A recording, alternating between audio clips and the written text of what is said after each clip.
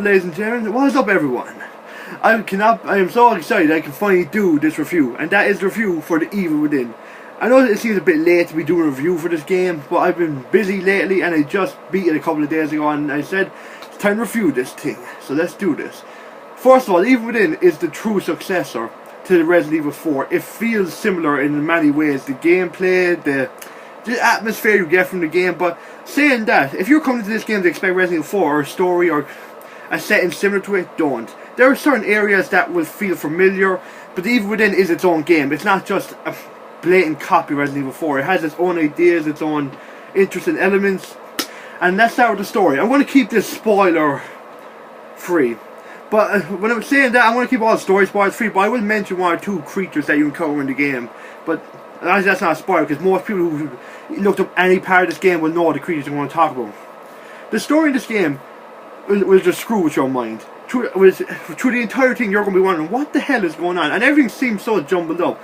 But when the game ends, you start putting, when the game ends, it depends. Some people might understand the story perfectly depending on how close they were paying attention, or people might be like, what the hell is going on? And it's an interesting game in two ways.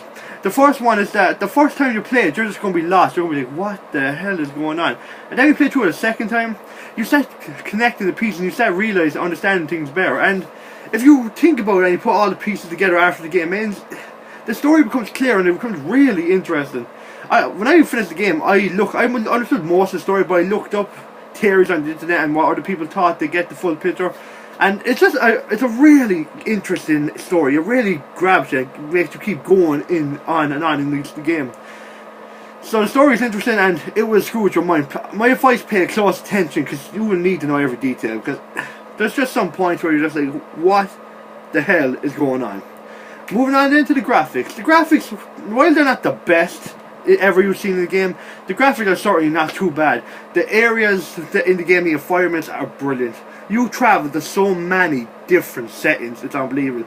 Like at one point you'll be in a mental hospital, you'll be on underground sewers, you'll be in a giant city that's falling apart, you'll be in like underground ancient caves, fucking a farmhouse in the middle of nowhere. There's just so many different locations and it never gets repetitive. Each location is different, it's interesting, and it's always a new scenario. Well, I know I'm kind of going off the graphics, but the environments look good, they all look distinct, different, and it really creates a unique looking game.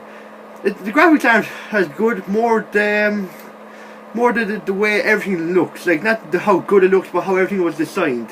The designs for the creatures, the buildings, everything was perfect. It was brilliant.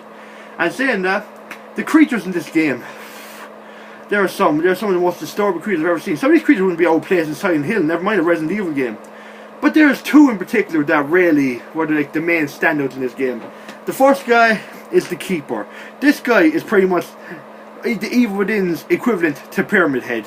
Basically, he's this big, fat, bulky guy dressed in butcher's clothes, and he has a giant vault as a head, and he carries around with this one big ass giant hammer that looks like it will screw you up if it even touches you. And then on the other hand, he carries like a limb or something, and this guy is terrifying because he'll walk slowly, then suddenly he'll just dash towards you. But the most terrifying part about him is that, like, if you kill him, you think that's grand, right? No, but if you see any falls or safes on the ground, watch out, because he can respawn in any of them. He could just appear right behind you in a second. And there's a particular boss battle I had with him, I believe it's chapter 6 or 7 in the game. It was one of the best boss battles I had in a long time. It was tense, atmospheric, and it just had my blood pumping. It was a really awesome boss fight. But then the other one is probably the creepiest creature I encountered in this entire game. And I'm going to call her Spider Lady. If you've seen the ads, especially this girl with long black hair I believe it's 6 legs. Well, 6 hands or legs. I think she has 2 legs and 4 hands. But she crawls like a spider. It's one of the creepiest things I've ever seen. And when she's chasing you, it is terrifying. Because this is how she can get introduced to the game. You'll be walking grand, then suddenly a big blood puddle appears in front of you. You hear a loud scream, you see her crawling out and just crawling right towards you so fast. And if she gets within an inch of you, you're dead. You can't kill her, you can only run.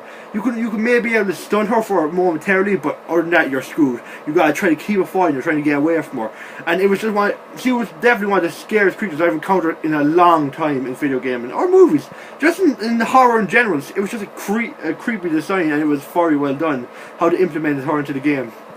And the gameplay itself, very reminiscent of Resident Evil 4. Saying that it's smoother than Resident Evil 4 because Resident Evil 4 you had to stop, aim, shoot. In this you can, you know, move, aim, shoot. But it's very similar. Just everything, like even the way the guns feel, the way they aim, it's just very similar to Resident Evil 4. And I have to say, Shinji Mikami, he did an amazing job with this game. It truly is. If you were a fan of Resident Evil 4 or even Resident Evils, or a survival horror fan in general, you have to get this game. Because it's just a great game. It's one of these games, if you truly are a true survival horror game fan, you want to experience, buy this game. It is, you cannot miss it. It is one of the best games that has come out this year, by far. It's definitely one of the most intriguing in terms of story, and it keeps even when you're done, it'll make you think about it over and over. And it's a long enough game as well. I believe when I finished it, it took me 15 hours, and that was on the normal difficulty. And there's a bunch of other unlockables you can get, unlocked with guns, unlocked with difficulties, and all different good stuff and all that. And I plan to play through it again because it's a really interesting game, and it's fun to play as well. It's just very enjoyable to play, and it's just a unique experience that you have to play at least once. So I would recommend this to any survival horror fans, and if you've never played a survival horror game or something like this before, I recommend check it out because it is a really good game. Now, in saying that, it's not perfect, it has one or two issues, but overall it is a quality game. It's amazing. It delivered the fear, it delivered the adrenaline, and the last thing I'll say is that I was always low on ammo. Like, it feels like a proper survival. Like, you get ammo throughout the game, but the enemies can be tough, and you literally just have to keep going. It's just, I don't know how to describe it. You literally just have to be so careful, because if you, like, at one point you could unload all your ammo on this one enemy, and you think, grand, then you move on, you're facing a boss. It's very important to conserve your ammo, and it feels like a true survival experience. But well, that's all I gotta say. And that's the end of my rambling about this game. This game is just amazing. I recommend any of you pick it up. And as always, I hope you liked the review. And if you like it, thank you, subscribe, comment, and as always, see you next time.